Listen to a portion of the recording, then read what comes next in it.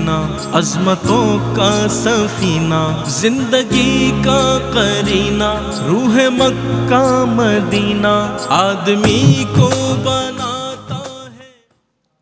جی ناظرین، آپ کا خیر مقدم ہے۔ آج سوشل میڈیا اور انٹرنیٹ کے حوالے سے اس کے مثبت یا منفی جو پہلو ہے یا اس کا استعمال ہے، اس حوالے سے ہم بات کر رہے ہیں، اور بہت اچھے انداز میں ہمارے تینوں ہی اسکالرز نے اپنے اپنے طور پر جو ہے لوگوں کو ایجوکیٹ کرنے کی کوشش کر رہے ہیں تاکہ اس سے فوائد حاصل کیے جا سکیں اور اس کے نقصانات سے بچا جا سکے۔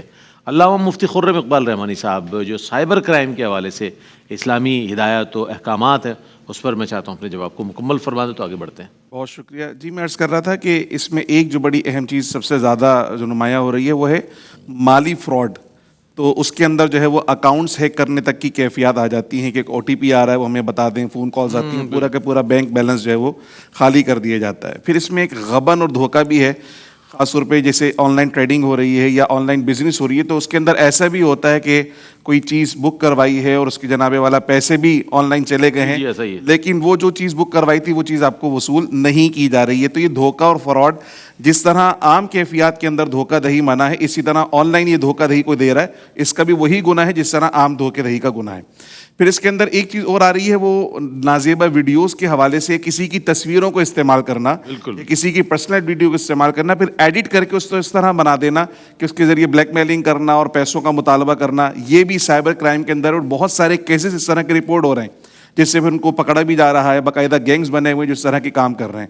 پھر اسی طرح گیمز کے ذریعے لوگوں کو جوئے کی طرف لگایا جا رہا ہے کہ یہ گیمز کھیلیں، اس کے اندر اتنے پیسے ڈالیں، پھر اس کے بعد اتنے پیسے آپ کما سکتے ہیں۔ تو یہ بھی سائبر کرائم کے اندر ہے۔ جس طرح عام طور پہ جوا کھیلنا حرام ہے، اسی طرح یہ آن لائن اس طرح جوا کھیلنا یہ بھی حرام ہے۔ پھر اسی کے اندر ڈی فیمنگ بھی آ جاتی ہے، یعنی کسی کی تشہیر اس طرح سے کرنا کہ اس کی جان یا مال کو نقصان پہنچانا یا عزت کو نقصان پہنچانا، اس انداز سے اس کے متعلق پروپیگنڈا کرنا۔ تو اس طرح عام کیفیات کے اندر پروپیگنڈا کرنا حرام ہے، کسی کی عزت کو نقصان پہنچانا حرام ہے۔ اسی طرح آن لائن بھی اگر کوئی یہ کام کرتا ہے تو یہ کام اس کے اندر بھی حرام کے زمرے کے اندر شامل ہو جاتا ہے۔ تو اللہ سبحانہ و تعالیٰ نے قرآن مجید میں جہاں حدود بیان کی ہیں، چوری کے حوالے سے، زنا کے حوالے سے، ڈاکے کے حوالے سے، پھر تعزیرات کا پورا چیپٹر ہمارے وہاں اسلامی فقہ کے اندر موجود ہے۔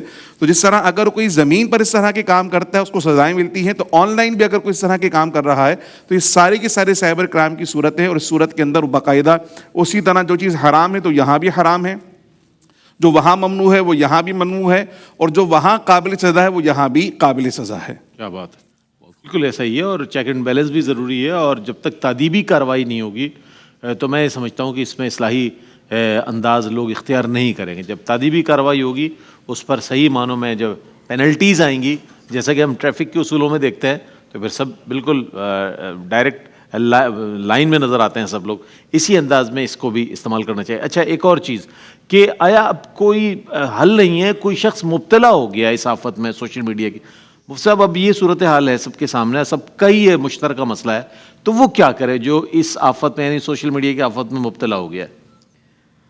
دیکھیں، قرآن واضح کہتا ہے الا بذکر اللہ تطمئن القلوب، کہ خبردار بے شک دلوں کا چین اللہ کی یاد میں ہی ہے۔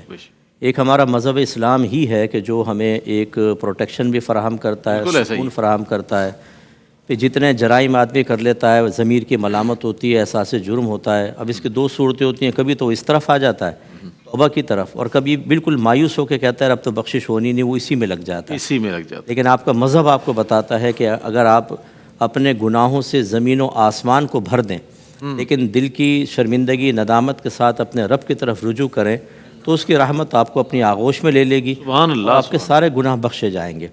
تو مایوس ہونے کے بجائے ضرورت اس بات کی ہے کہ انسان مذہب کا سہارا لے، اس کے علاوہ اور کوئی حل نہیں ہے، کوئی حل نہیں ہے۔ اگر کوئی سمجھے نا کہ ہم کہیں کسی ماہر نفسیات کے سامنے بیٹھ جائے، تھوڑا سا وہ ہمارے برین واشنگ کر دے، کچھ ہمیں اچھی بریفنگ کر لے، کچھ اچھا ہمارا ذہن صاف کر دے، وقتی طور پہ اثر ہوتا ہے، اس کے علاوہ نہیں۔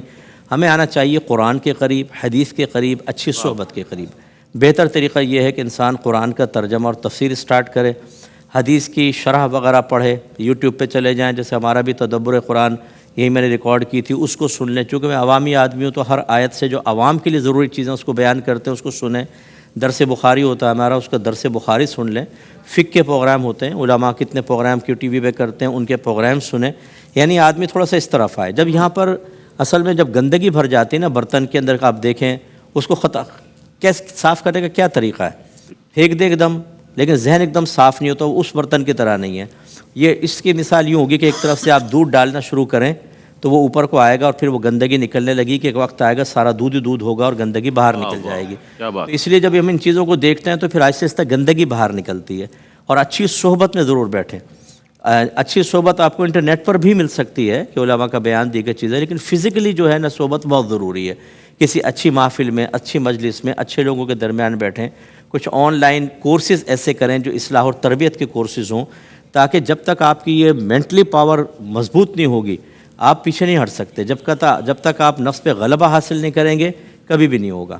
ہم نے دیکھا ہے نوجوانوں کو کہ وہ رمضان شروع ہوتا ہے تھوڑا سا بریک لیتے ہیں، لیکن پھر ہمارے پاس میسیجز آتے ہیں کہ مفتی صاحب رمضان میں بھی ہم سے خطا ہو گیا اور گناہ ہو گیا.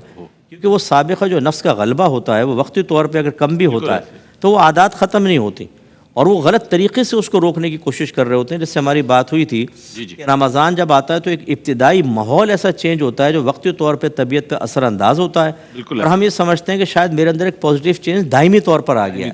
وہ دائمی نہیں ہوتا، بالکل عارضی ہوتا ہے. اس لیے 3-4 دن بعد پھر وہ سابقہ کیفیات لوٹ کر آتی ہیں اور انسان گناہوں کے اندر مبتلا ہو جاتا ہے. تو ایک دفعہ جیسے نبی کریم صلی اللہ علیہ وسلم نے ایک بیان فرمایا کہ ایک شخص تھا جس نے 100 قتل کیے تھے. اس کا میں خلاصہ و سرد کر رہا ہوں. تو وہ ایک عالم دین کے پاس گئے، ان سے کہا صاحب علم کہ میرے 100 گناہ ہو گئے، سب کے سب ناحق قتل کیے ہیں، تو میں کیا کروں، کیا میری توبہ ہو سکتی ہے؟ انہوں نے فرمایا کہ تیری اور تیرے رب کے درمیان، تیری توبہ کے درمیان کون حائل ہو سکتا ہے؟ لیکن جس بستی میں تو رہتا ہے نا، یہ بروں کی بستی ہے، تو پہاڑ پہ چلا جا، وہاں کچھ لوگ اللہ کا ذکر کر رہے ہیں، ان کے ساتھ رہے. اب وہ چل پڑا تو راستے میں ملک الموت علیہ السلام نے اس کی روح قبض کر لی اللہ کے حکم سے، اور اللہ کے حکم سے پھر فرشتے اور جہنم کے فرشتے اور جنت کے دونوں آ گئے. جنت کے فرشتوں کا دعویٰ یہ تھا کہ توبہ کے لیے چل پڑا ہے، ہم لے کر جائیں گے. جہنم کے فرشتے کہہ رہے تھے ابھی مقام پہ پہنچا نہیں، ہم لے کر جائیں گے. تو اللہ تبارک و تعالیٰ نے ایک اور فرشتہ بھیجا بطور فیصل. اس نے کہا تم ناپو، اگر یہ بروں کی بستی کے قریب ہے تو جہنم میں، نیکوں کی بستی کے قریب ہے، نیکوں سے قریب ہے تو جنت میں. ایک روایت میں جب ناپا گیا تو بروں سے ایک بالش قریب تھا. اللہ نے زمین کو حکم دیا سمٹ جاؤ، سمٹ گئی تو ایک بالش ادھر ہو گیا اور اللہ نے اس کی بخشش فرما دی.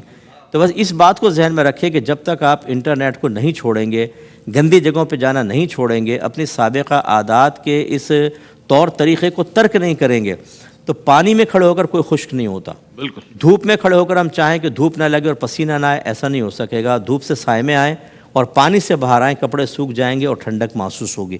تب یہ ایسا کریں گے تو انشاءاللہ تھوڑا سا ہمت کرنی پڑتی ہے شروع میں، وقتی طور پر تھوڑا سا کوفت بھی ہوگی کیونکہ ماحول تبدیل ہوتا ہے، اس میں ایک نفس کی اٹریکشن ہوتی ہے، ایک مزہ ہے. اور کلو جدید لذیذ، ہر چیز جدید آ رہی ہے. آپ یہ دیکھیں کہ جب آدمی دیکھتا ہے ایک چیز کوئی بنا کے ڈالتا ہے اور ہر ایک اپنا پوری صلاحیت استعمال کر رہا ہے تاکہ میری طرف لوگ مائل ہوں. تو جب ایسی صلاحیتوں والی چیزیں جو اس سے تیار ہوئی ہیں اس کو لوگ دیکھیں گے تو لازم بات ہے کہ اٹریکشن ہے. اس سے ہٹ کر اپنے آپ کو ایک نئے ماحول کے اندر ڈھالنا تھوڑا سا مشکل ضرور ہے، لیکن جس نے ڈھال لیا وہ یہ دیکھے گا کہ انشاءاللہ دنیا بھی اس کی جنت بنتی نظر آئے گی. بہت اچھی بات ہے، واقعی ایسا ہی ہے جیسے کہ مفتی صاحب نے فرمایا، اور اس میں کوئی شک نہیں ہے کہ بہت ایسی چیزیں ہیں کہ جس کو ہم کنٹرول کر سکتے ہیں. اللہ نے قدرت دی ہے، انسان کو یہ ہمت حوصلہ دیا ہے کہ اگر وہ عزم صمیم کر لے تو بری چیزوں سے، برے لوگوں سے بچ سکتا ہے. آج کا مفتی صاحب نے ایک بات بہت اچھی صحبت کی بات ارشاد فرمائی، اور اس میں کوئی شک نہیں آج صحبتیں ختم ہو گئی.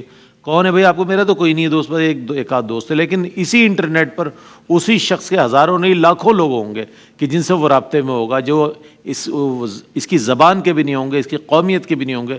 دنیا بھر میں جناب سب سے آپ کا رابطہ ہوگا. تو اس کا مطلب یہ ہے کہ ہم بہت سی چیزیں ہڈن رکھتے ہیں، جبکہ ہمیں اگر اچھی صحبت میں رہیں گے تو وہاں یقیناً ہماری اصلاح ہو سکے گی. کلام شامل کرتے ہیں، ہمارے تینوں شناخہ مل کر کلام پیش کریں گے. دل ٹھکانا میرے حضور کا ہے، دل ٹھکانا میرے حضور کا ہے، جلوہ خانہ جلوہ خانہ میرے حضور کا ہے.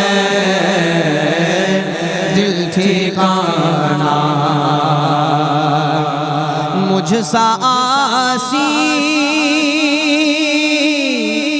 کہاں مدینہ کہاں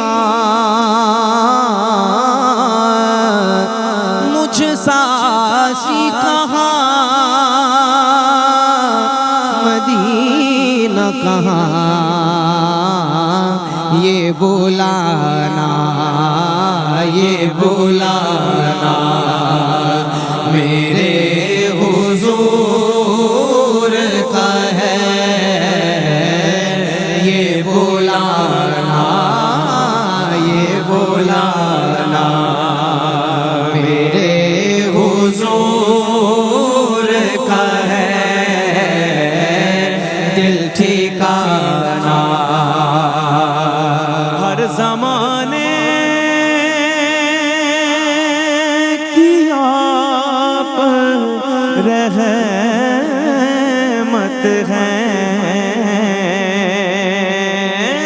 ہر زمانے کی آپ رحمت ہے،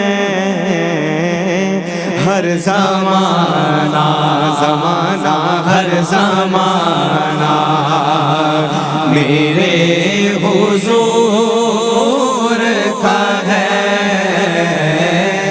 ہر زمانہ میرے حضور کا ہے دل ٹھکانا جن پہ اتری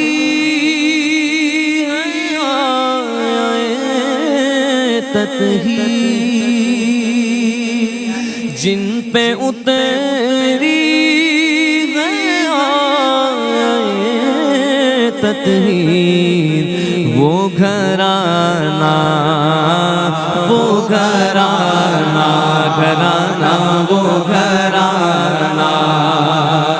میرے حضور کا ہے وہ گھرانا میرے حضور کا ہے دل ٹھکانا ایک پل میں ہزار عالم میں ایک پل میں ہزار عالم میں آنا جانا میرے حضور کا ہے آنا جانا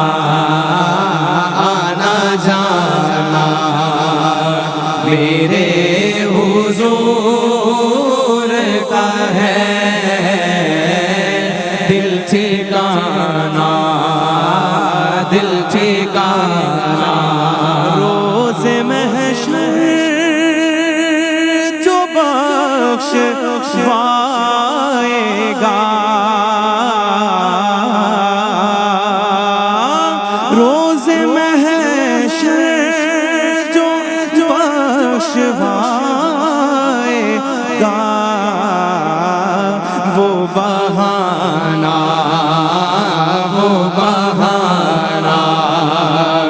میرے حضور کا ہے وہ بہانہ میرے حضور کا ہے۔ جی ناظرین، آپ کا خیر مقدم ہے۔ آج علم و علماء میں جو موضوع ہے وہ بڑا کرنٹ موضوع ہے، اور کرنٹ اس لیے بھی کہا جا سکتا ہے کہ اس کا بہت زیادہ اثر ہے ہمارے معاشرے کے ہر فرد پر، چاہے وہ ریڑھی والا ہو، ٹھیے والا ہو، بزنس مین ہو، جس طبقے کا شخص ہو، آپ کو اس میں ضرور انوالو نظر آئے گا۔ یعنی کہ سوشل میڈیا کو استعمال اس کا حق ہے، کر سکتا ہے، اور لیکن اس کی تمام جو مثبت اور منفی پہلو ہے انہیں بھی سامنے رکھتے ہوئے اس موضوع کا انتخاب کیا گیا ہے۔ اچھا علامہ لیاقت حسین نظری صاحب، انٹرنیٹ پر ہم یہ دیکھتے ہیں کہ میمز بھی بہت بنائی جاتی ہیں، اس کو شیئر کیا جاتا ہے، اور بہت زیادہ اس کا بھی رواج عام ہو رہا ہے۔ کیا کہیے گا اس حوالے سے؟ اسلامی نقطہ نظر اگر ہم جاننا چاہیں، کیا فرماتے ہیں؟ دیکھیں جو میمز بنائی جاتی ہیں وہ دوسروں کا تمسخر اڑایا جاتا ہے، مذاق اڑایا جاتا ہے ان کا، اور ان کی ایک طرح سے توہین کی جاتی ہے.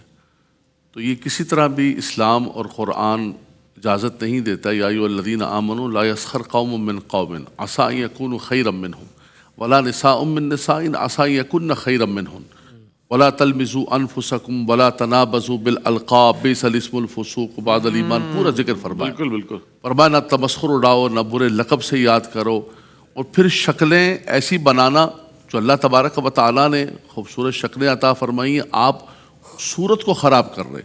والذی یصورکم فی الارحام کیف یشاء. اللہ اکبر. صورت عطا کرنے والے، آپ اس تصویر کو نہ دیکھیں، مصور کو دیکھیں، بنانے والا کون ہے. تو آپ ان کی میمز بنا کے شکلوں کو بگاڑ رہے ہیں، توہین کر رہے ہیں. اس میں ایسا بھی ہوتا ہے کہ جو مذہبی مشہور شخصیات ہیں ان کی بھی بنائی جاتی ہے، بالکل ایسے ہی، اور بنا کے ان کی بھی توہین کی جاتی ہے، علماء کی، دوسرے بزرگوں کی. تو میں سمجھتا ہوں کہ یہ ایک نئی جنریشن کے اندر، یوتھ کے اندر، آپ بالکل پہلے وہ راہ روی کا شکار ہیں، پہلے ہی وہ بہت دور. ان کو باقاعدہ طور پر یہ بھی ایک باقاعدہ سازش ہے کہ ان کو فزیکل طور پر استاد سے، کتاب سے، محراب و ممبر سے، مسجد سے دور کرو. اور اب ملا کے ہاتھ میں چلے جائیں گے، ان کو آزاد کرو، مادر پدر آزاد کر کے. اور پھر سوشل میڈیا پر جتنے یہ سارے کے سارے سیکولر، ماڈرن، اسلامک، بولا یار یہ پرانی وہی باتیں سناتے جا رہے ہیں. آپ کو بالکل نیو 0 میٹر کو ایسی. ورژن، آپ کو اسلام کا نیو ورژن اور ماڈرن اسلام. اس ماڈرن اسلام کے اندر کیا دے رہے ہیں کہ بچوں کو یہ سکھا رہے ہیں نعوذ باللہ کہ الم تر کیف فعل ربک باصحاب الفیل. بولا یہ علماء لوگ تو شروع سے بتا رہے ہیں کہ بھائی جو ہے نا ہاتھی والے آئے اور پھر جو ہے نا آسمان سے ابابیل ہے. بولا نہیں نہیں نہیں، وہ جناب عبد المطلب پہاڑ پر چڑھے اور پہاڑ پر چڑھ کے پتھر مار رہے تھے. دس از نیو ورژن، ماڈرن اسلام. میں نام نہیں لینا چاہتا ہوں، خواہ مخواہ ان کو اور مشہور کرنے والی بات ہے. تو یہ ساری کی ساری پیداوار ہیں اس سوشل میڈیا کے ذریعے. بالکل. مفتی صاحب جیسے ابھی بات کر رہے تھے کہ بچے کبھی کبھی ایسا ہوتا ہے. میرے پاس ایک بندہ آیا محمد علی سوسائٹی میں جامع مسجد اقصیٰ میں، کہنے لگا علامہ صاحب دعا کریں. میں نے کہا خرید کیا ہو گیا؟ بولا بس میرے بچے کے لیے دعا کریں. رونا شروع ہو گیا. بولا میرا بچہ سوشل میڈیا پہ بیٹھا ہوا پتہ نہیں کن سائٹس پر گیا گیا گیا گیا کرتے کرتے کرتے وہ مسلمان سے عیسائی ہو گیا. استغفر اللہ. اور دعا کریں. میں نے کہا اللہ تبارک و تعالیٰ کرم اور فضل کا معاملہ فرمائے. ایسی صورتحال بن گئی ہے، ایسا نظام بن گیا ہے. ہمارے یہاں شیفیلڈ کے اندر جو ہے ایک فوتگی ہو گئی تو ایک بھائی کہہ رہا تھا کہ جنازے کو مسجد میں لے کے جائیں، دوسرا کہہ رہا تھا کہ نہیں میں نے دیکھا ہے کہ کچھ لوگ اپنے ڈیڈ کو برن کر رہے ہیں، او ہو ہم بھی جلائیں گے اپنے باپ کو. اچھا بند نہیں کریں گے، ہم جلائیں گے، اس کو جلائیں گے، ہو ہم اس کو جلائیں گے اور ہم اس کو دفن نہیں کریں گے. یہ کہہ رہا تھا مسجد لے کے چلو. تو یہ ساری کی ساری چیزوں نے ایسا کر دیا کہ ہماری پوری نسل، ہماری پوری جنریشن، اور جیسے بات کر رہے تھے ہم کہ یہ باقاعدہ طور پر ایڈکشن ہو گیا اس کا کہ یہ پورن ویڈیو دیکھ دیکھ دیکھ کر باقاعدہ اس کی رپورٹس بہت زیادہ پڑھی ہیں میں نے، اور اس پر پورا ایک جمعے کا خطبہ دیا میں نے اس پر، حالانکہ بولتے نہیں لوگ، کہ یہ باقاعدہ طور پر جیسے انسان کو کسی چیز کا، شراب کا یا کسی ڈرگ کا نشہ لگ جاتا ہے، اس کا نشہ لگ جاتا ہے. صحیح اس کا دماغ جو ہے باقاعدہ طور پر اس کے اندر لگ جاتا ہے اور نشہ ہی بن جاتا ہے. بالکل ایسی. اس سے نکلتے نکلتے نکلتے ایک وقت لگتا ہے. تو میں سمجھتا ہوں کہ بہت ضرورت ہے اس بات کی کہ اس کو مثبت طور پہ لے کر آئے. اور مفتی صاحب نے بہت اچھی قسم کی رائے دی کہ دیکھیں سب سے بڑھ کر اسٹیٹ کی ذمہ داری ہے. ہم اپنے طور پر محراب و ممبر سے کر رہے ہیں، یہاں سے کر رہے ہیں، لیکن اسٹیٹ جب تک کوئی لا نہیں بنائے گی، اس پر عمل درآمد نہیں کرے گی. مفتی صاحب نے سائبر کرائم کے یہ سارے رول ریگولیشن ہیں، لیکن ان پر عمل درآمد نہیں. عمل کون کرے گا جب تک اس پر عمل. آپ دیکھیں کہ ڈیلی بیسس کے اوپر اتنی خرابیاں بڑھتی جا رہی ہیں سوشل میڈیا کے ذریعے، لیکن کوئی بھی نہیں. تھانے والے کہتے ہیں جناب ہم تو جو فزیکل طور پہ ان کو نہیں کنٹرول کر رہے تو ہم تمہارا کیا کریں. تو ضرورت ہے اس بات کی کہ اسٹیٹ اس کے اوپر ایکشن کے اندر آئے اور ایکشن میں آ کر پوری ایک نسل کو بچائے، ورنہ یہ ساری کی ساری نسل تباہ و برباد ہو جائے گی. ہم یہ نہ کریں کہ بھائی ان کو 18 سال والے سب کو جو ہے وہ ایسا کریں کہ باہر کر دیں ان کو ووٹنگ لسٹ سے. ان کی تربیت کریں، بالکل ان کی تربیت کریں، ان کی ذہن سازی کریں. میں بڑے احتیاط کے ساتھ، بہت احتیاط مصعب کے ساتھ بیٹھا ہوں، بہت احتیاط کر رہا ہوں، ایسا کوئی چیز نہیں بول رہا ہوں. تو آپ ان کو باہر نہ کریں، آپ ان کو سسٹم سے باہر نہ کریں، ان کو سسٹم کے اندر لے کر آئیں. یہ آپ کے کمال کے لوگ ہیں. کسی بھی قوم کی جو نیو جنریشن ہوتی ہے، یوتھ ہوتی ہے، وہ ان کا جوہر ہے، گوہر ہے، تازہ خون ہے. ہم ان کو کنٹرول نہیں کر پا رہے ہیں, ہم ان کو پکڑ نہیں پا رہے, تو ہم ان کو کہنے ہیں جنہوں کھڈے لا دوں سارے, ہاں جی, ان کو اٹھا کے سب کو سمندر میں ڈال کے نٹی نٹی سے پھینک کے آ جاؤ, یہ ہمارے کنٹرول میں نہیں آ رہے. تو ضرورت اس بات کی کہ اسٹیٹ اس کے اندر ذمہ داری قبول کرے. بالکل صحیح فرمایا آپ نے. اور یہ بھی ایک درد دل ہے جو علماء حضرات بیان فرما رہے ہیں, چونکہ ان کے پاس یہ لوگوں کے ساتھ بہت زیادہ انٹریکشن ہے ان کا, لوگ آتے ہیں سوالات لے کر, اپنے مسائل لے کر, تو یہ جو معاشرے کی شکل دیکھتے ہیں تو افسوس کرتے ہیں, اور پھر جب ایسا پلیٹ فارم ہوتا ہے تو ظاہر ہے اپنا درد دل بھی بیان کرتے ہیں اور رہنمائی بھی کرتے ہیں. اللہ کرے کہ یہ باتیں آپ سن رہے ہوں تو آپ غور کریں اپنی اپنی زندگیوں پر کہ کہاں کہاں آپ سے مسٹیکس ہوئی ہیں, اور کہاں کہاں آپ نے اپنی اولاد کو وہاں پہنچا دیے جہاں سے اب لوٹنا مشکل ہو رہا ہے. ظاہر اسٹیٹ کی بھی ذمہ داری ہے سائبر کرائم کے حوالے سے یہ بھی, لیکن ہماری اپنی بھی ذمہ داری ہے. اسلام نے تو ہمیں اوامر و نواہی سارے بتا دیے. یہ الگ بات ہے کہ ہم نے صرف نظر کر کے اپنی زندگی اپنے پیٹرن پر گزار دی ہے یا گزار رہے ہیں, یہ ہمارا فالٹ ہے. ہمیں تو اسلام نے جو تعلیمات دی ہیں وہ کامل و اکمل ہے. علامہ مفتی خرم اقبال رحمانی صاحب کیا فرمائیے گا, انٹرنیٹ پر جو مواد جو وہ اپلوڈ کیا جاتا ہے, وائرل کیا جاتا ہے, اس حوالے سے میں چاہتا ہوں کچھ ارشاد فرمائیے گا کہ کیا ہدایت و تعلیمات اس حوالے سے. رئیس بھائی, بنیادی خرابی ہی میرے خیال سے یہاں سے آتی ہے کہ یہ جو سوشل میڈیا کا جو پلیٹ فارم ہے وہاں سب سے زیادہ جو لوگوں کی چاہت وہ وائرل ہونا ہی ہے. کہ اس سے جو کمائی اسی وقت حاصل ہو سکتی ہے, ارننگ اسی وقت ہوگی جب آپ زیادہ سے زیادہ وائرل ہوں گے, آپ کے ویوز زیادہ ہوں گے, دیکھنے والے زیادہ ہوں گے, واچ ٹائم زیادہ ہوگا. تو لوگ سوچتے ہیں کہ میں کچھ ایسا کانٹینٹ کریٹ کروں جس سے زیادہ لوگ مجھے دیکھیں اور میں وائرل ہو جاؤں, راتوں رات وائرل ہو جاؤں, مشہور ہو جاؤں. اب اس کے مجھے لیے حلال اور حرام کی تمیز چھوڑ کر بس وائرل ہونے کا جو شوق ذہن پر غالب آیا ہوا ہے نا, وہ انسان کو خرابی کی طرف لے کر جا رہا ہوتا ہے. تو بہت ساری چیزیں جو اس سوشل میڈیا میں جو خرابی کا جو عنصر آیا ہے نا, اس میں سب سے بڑا ایک فیکٹر وائرل ہونے کا ہی ہے. اس میں ہم یہ دیکھیں, سب سے پہلی چیز تو یہ ہے کہ آپ جتنا بھی کام سوشل میڈیا پہ کرتے چلے جائیں, یہ حل میں مزید والی کیفیت ہے. یعنی ایک ویڈیو پہ تو ویوز آ گئے, اب آپ کو اگلی ویڈیو ایسی بنانی کہ اس سے اور زیادہ ویوز آئیں. اس کے اندر ان رہنا ہی سب سے مشکل کام ہے. اس لیے لوگ جو ہے وہ مزید بدترین کیفیات کی طرف چلے جاتے ہیں. قرآن مجید فرقان حمید میں ایک تو چیز اس کے اندر یہ بیان کی گئی ہے کہ اللہ سبحانہ و تعالیٰ نے فرمایا سورۃ النور میں, جس سے پہلے بھی آیت پڑھی گئی, ان الذین یحبون ان تشیع الفاحشہ, یعنی جو مسلم کمیونٹی کے اندر بہرا روی اور فحش مواد پھیلانے کی کوشش کر رہے ہیں, تو اللہ سبحانہ و تعالیٰ نے اس کی سخت مذمت قرآن مجید کے اندر بیان فرمائی ہے اور کہا کہ دنیا و آخرت کا عذاب کے وہ حقدار ٹھہریں گے جو اس طرح کا کانٹینٹ کریٹ کر کر لوگوں میں فحاشی پھیلا رہے ہیں. پھر اس کے بعد ایک عجیب و غریب خبریں پھیلانے کے بھی ایک بڑا شوق ہوتا ہے کہ ایسی خبر جو کسی اور نے نہ دی ہو, میں سب سے پہلے وہ خبر لیک کر دوں, وائرل کر دوں اور لوگوں تک بات پہنچا دوں. تو اس کے اندر سچی خبروں کے علاوہ جھوٹی خبریں بہت زیادہ شامل ہوتی ہیں.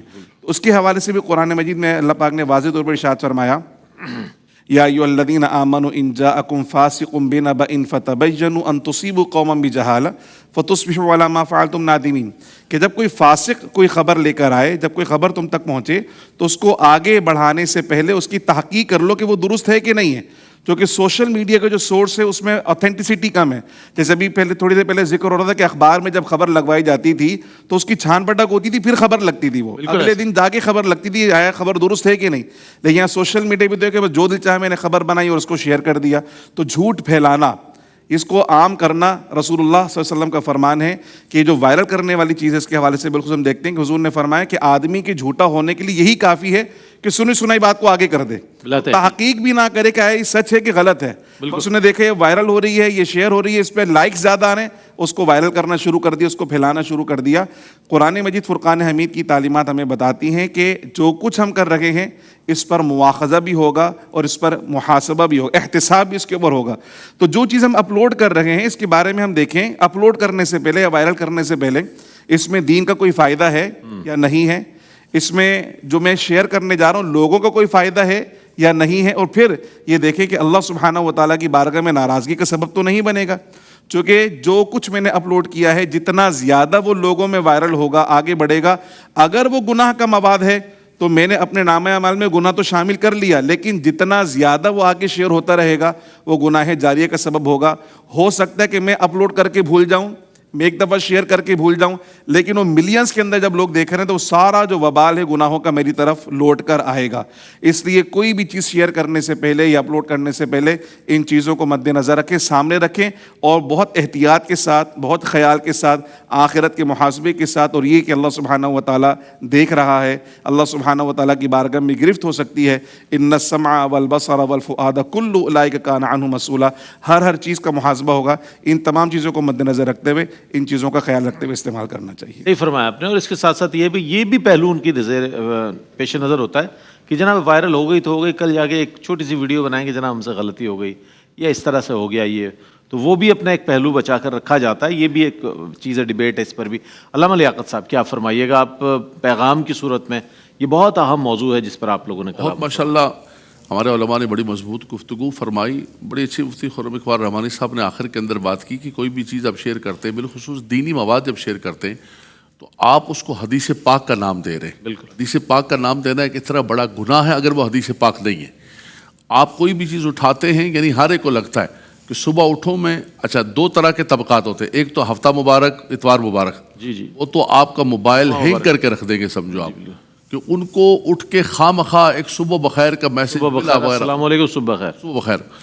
اور دوسرا یہ ہے کہ آپ مذہبی چیز آپ شیئر کر رہے ہیں تو آپ کسی سے پوچھیں تو صحیح کہ بھئی یہ حدیث ہے بھی نہیں. اللہ کے نبی صلی اللہ علیہ وسلم نے فرمایا کہ جو میری حدیث نہیں ہے، میرا فرمان نہیں اور میری طرف منسوب کرتا ہے، وہ تو مجھ پر تہمت باندھتا ہے. قرآن کی طرف جیسے مشہور کر دیتے ہیں کہ جناب جس نے سب سے پہلے جناب رمضان کی مبارکباد دی وہ جنت کے اندر چلا گیا. تو آپ یہ رمضان کی خوشخبری اور الوداع یہ سارے کے ساری بنائی ہوئی اپنے پاس سے بناتے ہوئے شیئر کرتے جا رہے ہیں. تو سب سے پہلے پوچھ لیں کہ کیا چیز شیئر کرنی ہے، کیا چیز شیئر نہیں کرنی ہے، اور اس کو سوچ سمجھ کے کریں کہ یہ آج جو ہماری انگلیاں چل رہی ہیں، الیوم نختم علی افواہہم وتکلمنا ایدیہم وتشہد ارجلہم بما کانوا یکسبون، یہ انگلیاں بھی کل میدان محشر میں اللہ کی بارگاہ کے اندر گواہی دے رہی ہیں. میں بہت شکریہ ادا کروں گا تینوں حضرات کا، تشریف فرما رہے اور بہت عمدہ کلام فرمایا. علامہ لیاقت حسین اظہری صاحب اور مفتی خرم اقبال رحمانی صاحب، آپ کی تشریف آوری کا بہت شکریہ. قبلہ مفتی محمد اکمل مدنی صاحب ہمارے ساتھ شامل رہیں گے اس ٹرانسمیشن میں، چونکہ اگلا جو سیگمنٹ ہے وہ ہے اظہار عقیدت کا، اور اس کے بعد جو فوری طور پر سیگمنٹ ہے وہ آپ کے مسائل کا حل ہے، جس میں قبلہ مفتی صاحب تشریف فرما ہوں گے. آپ کی لائیو کالز لی جائیں گی اور اس کے براہ راست جوابات آپ تک پہنچائے جائیں گے. تو بہتر یہی ہے کہ ابھی سے پریپریشن کر لیں، اپنے سوالات کو جو ہے ترتیب میں لے آئیں، تاکہ جب آپ ٹیلی فون کال پر آئیں تو فوری طور پر اپنے سوالات کے ساتھ شامل ہو جائے اور آپ کے سوالات کے جوابات آپ تک پہنچائے جائیں. ایک وقفہ ہے، وقفے کے بعد لوٹتے ہیں. اظہار عقیدت میں آپ سے ملاقات ہوگی. رحمتوں کا مہینہ، عظمتوں کا سفینہ، زندگی کا قرینہ، روح مکہ مدینہ، آدمی کو بناتا ہے یہ